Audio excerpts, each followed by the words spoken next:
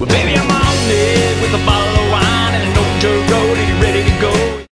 Hey, thanks everybody for joining us today on Live Music Nation podcast. I'm your host, Jake Gill. We are with Hank Straty from the Bluestone Theater, Columbus, Ohio. I've never seen it, but the online pictures are fantastically beautiful. Hank, thanks for joining us today. And tell us a little bit about yourself, your background, and then tell us a little bit about your venue. I was in the restaurant industry for a long part of my life. Latter part before I got here, I built and designed concepts. Used to go around the country and find places that needed something and figure out what it was and design it, build it, and make it go. I had my own business for a while before this, and when I got into this, they turned it into a New York style nightclub, and it was failing miserably. And they wanted to change. They wanted to rebrand it. They wanted to change things. So my attorney contacted me. He was friends with the attorneys of the owners. And when I came on board, I sat back and looked at, what could we be? Obviously had to change things. And I had some friends in local country music, and I'd booked shows before and had a lot of contacts. And I just said, this place was built for country music. And I had some conversations, and I put a proposal together and sat down and said, this is what I want to do. And everybody thought I was crazy because back then, nobody was really doing country music. There was little pubs here and there, but nobody was doing what we're doing now. Now everybody seems to be doing it. But it's a beautiful place. It was built 6 years after the Rymen. A lot of people say it reminds them of the Rymen. Oh. And it's a beautiful, beautiful building, and it has a really cool energy when it's full of people and some good music's going on stage. How much restoration did you have to do to the building? Not much. It had already been converted. Okay. 5 years previously. It just needed to be cleaned up. The staffing needed to be changed. This was a place where a lot of people came. They were doing all the events that nobody else wanted to do, if that makes any sense. Yeah. So it was basically cleaning it up, find out where it was bleeding as far as financially. Obviously, it was losing a lot of money, and just rebrand it and start all over. Everybody always asks me where we got the name of Bluestone. It's actually the stone that it's made out of. So it's a bluestone sandstone, and it just all worked. And we cleaned it up. We started booking shows. Nobody wanted to deal with us. We couldn't get people to answer the phone for a long time, and then finally they started answering the phone. And we did quite a few shows before we actually started getting into black. And Phil Vassar was our first show that we nice. We went into black. We made money, and there was like, great, let's keep doing it. Let's go. Yeah. Now we are where we are now. Well, it's very cathedral-esque. I mean, you're from your windows to your roof to your ceiling. It's a beautiful facility. So I'm looking forward to seeing it. I took a look at your website. You're packed full of shows. Maybe I can't say it might be the most that we've seen. Your schedule is, 4 or 5 shows a week almost, and you've got some weeks going through there. I don't want to spend a lot of time on the past. I want to talk a little bit more just about your future and where you're going. Are you strictly a country music lineup? I notice a lot of your artists are. Tell us about some of the other acts you have coming in as well. For a long time, it was mostly country because that's what I was really into and knew. Different genres of music have different clientele and different ways to market to them. Every genre of music is a little bit different in how you reach them. A lot of it nowadays is the artist. We've always done a lot of EDM stuff, being close to Ohio State. EDM has always been a really big thing for us that we outsource. The people that are in the different genres that really spend a lot of time on them, they know how to reach those people. Sure. Most recently, coming out of COVID, we've something that we worked on for a while is a deal with Live Nation. So we now have Live Nation bringing a lot of shows to us as well. We still work with the EDM, and then we book shows in-house as well. So it's kind of bringing Live Nation aboard. It's a great partnership. They're helping us go after a lot of the genres that we didn't do before. Okay. So that's why you see so much going on. They have the buying power. They're they're good to work with, and they help fill the venue. Very good. Very good. So explain to me, I guess what's the right word here? Because you're not doing a lot of the marketing for, let's say you've got an EDM event coming up versus a country music event coming up. What are some of the differences that you do in-house for that? Like, do you offer different types of drinks and food service? Do you set your venue up differently, logistic wise? Break that down for us a little bit. We have such a database doing business as long as we have. Our social media, all of these things that we've acquired throughout the years. So we do help market all of the events. Okay. We may not be the ones that write all the checks, but having the database that we have, we can reach a lot of people. So those are things that just come naturally. The only real difference between, say, a country show and a EDM show is, the average country person is a little bit older, a little bit bigger, where the average college student EDM client would be thinner and smaller. So we may increase our capacity for those shows. We did a Jamie Johnson show many years back, and I still hear about it every once in a while, and it was oversold. We knew we made a big mistake. I think that certain people have to be in a certain environment. We want them to be comfortable. Yeah.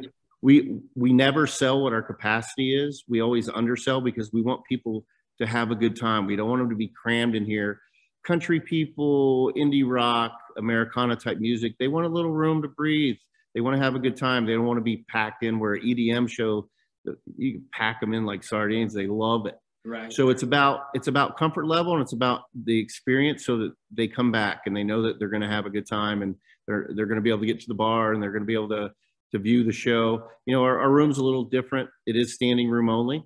So there are times where, people can't see or can't get up. All I say is try to get here a little bit earlier. Sure.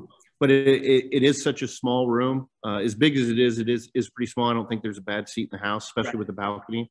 So we just did some things where we moved our front of house. It used to be on the floor. Front of house is where all the stage production goes. We built a sound and lighting booth to free up a lot of our floor space and everything else. We just installed a brand new PA, something that we needed for a long time, state of the art. It's probably one of the best PAs in the city.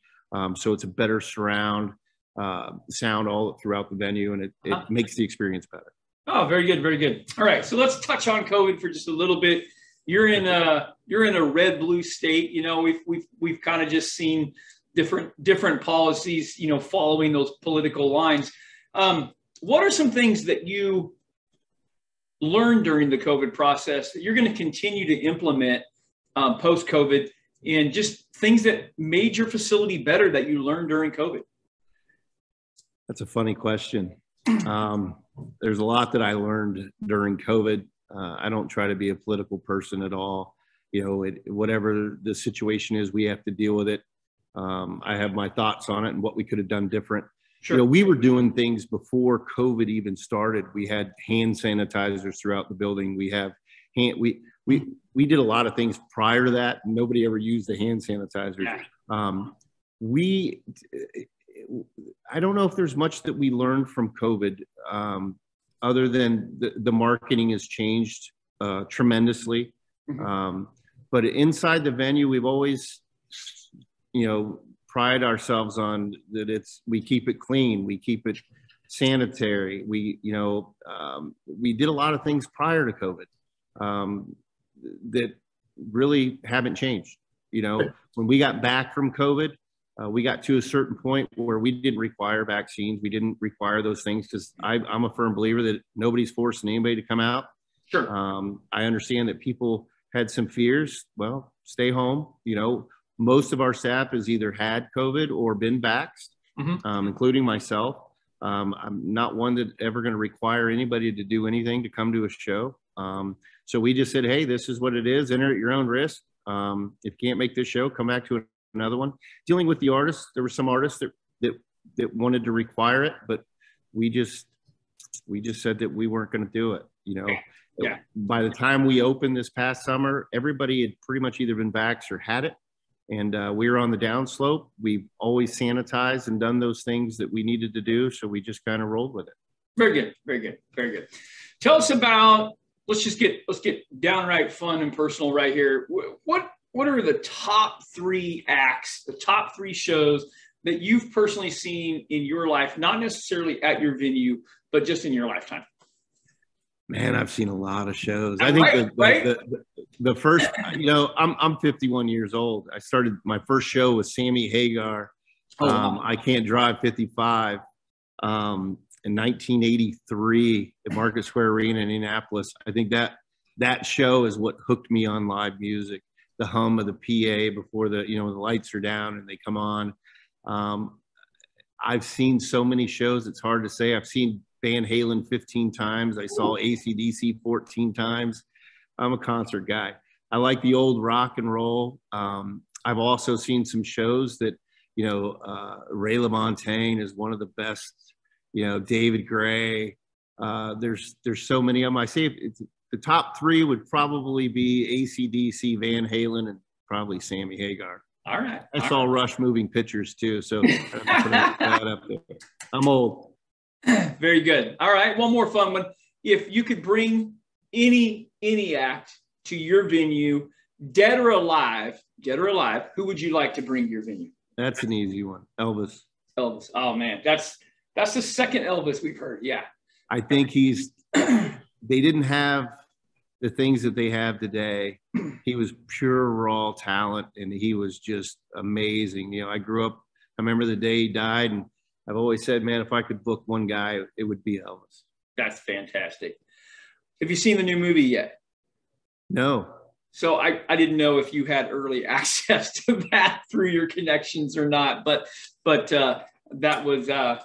I think we're all kind of looking forward to that. I think it's going to give my generation and younger a perspective. My kids and I, we were just talking about this, how, no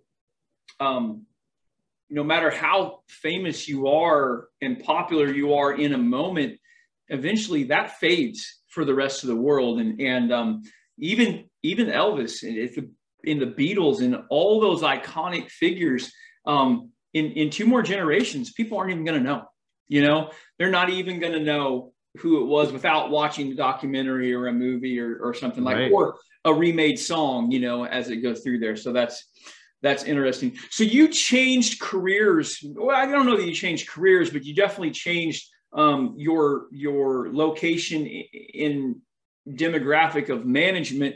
What have you always, obviously you've seen AC/DC 14 sometimes or whatever it was. You've always been passionate about live entertainment and music in general. What was so appealing about taking this venue over and making it what you could? Through life, I think certain things come in front of you. And I'm a very lucky person where my love of music and love for hospitality business just kind of merged. I'd always, I had a place in Florida where I booked some smaller things here and there, but I've always had a connection with artists in some way. I hung out with Sammy Hagar, who was the first guy at a bar one time. I just somehow always got in front of these people or knew people in the industry. And I'm very fortunate that things they just merged together. And when this place came in front of me, it's like, it's perfect for it. Yeah. I'm just very thankful that it all happened. I thank God every day that I have this place here and that I have the ability to do what I do. And people come here. Music is the greatest thing in the world because it brings people together. I think we need music. And it's a very diverse where no matter what genre of music it is, there's all types of different people there. It may be a country show, but it brings people together. And at that one moment, for that hour and a half or 2 hours, everybody's focused on one thing in common. Yeah. And I think that we can never lose that. And especially when we came back from COVID, there was times where we were closed for 489 days and there was times where I thought we'd never open again. Yeah. This time last year, we were still sitting around going, God, are we ever going to open? When we opened those doors the first time after 489 days, I literally cried, because seeing the people come through the doors and enjoy music, I just think it's, no matter what kind of music, it brings people together. So, no, I love your attitude of gratitude. I mean, that is one of the first things that you just said in that whole monologue, was that, you know, you're grateful for where you're at, and that's fantastic. I never take it for granted, ever. And every day, you know, I don't look back much on what we've done. I'm always looking forward to, you know, we make show posters, and you can kind of see them. You might be able to see them in here. We make show posters for every show, and I have stacks and stacks of them that, you know, we always keep some extras, and apologize for that. Oh, you're fine. It is, you know, you look at all those shows and you look at all the ones that we've done, and sometimes we put them on the walls, and I'm like, man, you know, we've done a lot of shows. I remember the first, you know, 10, 15, and we're in the thousands now, even the big shows, you know. Sure. But it's always looking forward, and what are we going to get next? Who are we going to get next? And the greatest thing about this job is you never know who's somebody that you've never really heard of that Nashville called me and said, hey, you want to put them as an opener? You know, I can name Drake White. You know, I remember the first time I heard him go on stage and start singing, you know, Thomas Rhett, the first time he played here, Chris Stapleton. I booked Chris Stapleton when nobody knew who he was. And the first time he stepped on that stage and started singing, and everybody's head turns. You know, those are the greatest things about what we do. Is what I get to do is I get to see these guys when nobody knows them and see them just grow. Right. But it's a great thing, man. I never take it for granted. And every day I'm thinking, what can we do a little bit different to make it better? Sure. You know, and every day, especially coming out of COVID, that's all we think about is how can we Well, baby, I'm on it with a bottle of wine and an old Joe ready to go. Absolutely. How about if you were to give us some advice to the person who's, we're post-COVID. A lot of people changed jobs, lost jobs, or now looking for a different line of work because they've realized, number one, life is shorter than we thought it was originally. And number two, you can do a lot of things from home now. And people have decided that allowed a lot more freedom. But I think it challenged people to really look at how they're spending their time and their occupation, and are they really truly doing what they love? So what advice would you give to the person who's 35, 45, even 55, that wants to make that change and has always had the inner desire to get into the live music or live entertainment industry, maybe even on the administrative side like you are? What advice, how would you get them in the door? Go work at a venue. Go work as either an intern or a sound guy, or just go work at a venue. You know, we're hiring all the time, and I have employees that are like, I want to know what you do. I'm like, well, I'll tell you what, you show up in the morning, follow me around all day long until step for step until the end of the day. And then we'll talk. You're the first one that has to show up. You're usually the last to leave. You don't have sick days. You don't, you know, it's just like anything in life. I think you got to be dedicated and you got to love it. And the thing about this business, I think most people, the way they think it works is completely different than the way it actually does. It's an amazing business, but it's not for everybody. But if you have a very big drive, and you love music, I would say go work for a venue. You know, intern, follow somebody around. I've done it, I don't know, hundreds of times. I've had people follow me around and you know, watch my day to day. And sometimes I go, and how do you do this? But it's not a job for me. And it's anything in life. If you go to work every day and it doesn't feel like work, you know, I always tell everybody I work 6 in the morning to 11 o'clock at night, so I don't have to work 9 to 5 Monday through Friday. But I love what I do. Every day I come to work, it's not like work. You know, I just love it. And it's a cool business. There's a lot of perks, but there's also a lot of work, just like anything. Sure. You know, you got to learn. There's a lot of in and outs. It's a tough business. It's a very tough business, but you got to not worry about what everybody else is doing. You know, if people say, hey, this guy booked this guy, or these guys are going here, I don't worry about what everybody else is doing. I never wake up in the morning and think, I'm going to get that guy. I worry about me, my business, the people around me, and putting on the best show that I can, and treating the artist with respect and being respected for that. You know, it's all about Southern hospitality. I was born in Kentucky, and I was raised in a family that you treated people well.